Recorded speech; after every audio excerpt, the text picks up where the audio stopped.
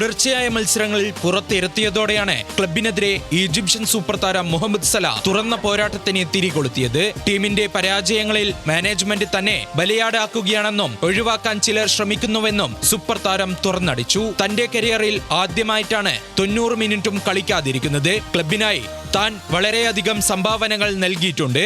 ഇപ്പോൾ എന്നോട് പെരുമാറുന്ന രീതി വേദനാജനകമാണെന്നും സലാ പറഞ്ഞു. പരിശീലകനുമായി ഇപ്പോൾ തനിക്ക് യാതൊരു ബന്ധവുമില്ലെന്നും സലാ കൂട്ടിച്ചേർത്തു. ജനുവരിയിൽ ക്ലബ്ബ് വിട്ടേക്കുമെന്ന സൂചനയും സലാ നൽകി. 2017 ലിവർപൂളിലെത്തിയ സലാ 2 പ്രീമിയർ ലീഗ് കിരീടങ്ങളും 250 ഗോളുകളും നേടിയിട്ടുണ്ട്. കഴിഞ്ഞ സീസണിൽ 52 മത്സരങ്ങളിൽ നിന്ന് 34 ഗോളുകളും 18 അസിസ്റ്റുകളും നേടി. ഈ സീസണിൽ ഇതുവരെ 19 മത്സരങ്ങളിൽ നിന്ന് 5 ഗോളുകളും 3 അസിസ്റ്റുമാണ് സലയുടെ നേട്ടം.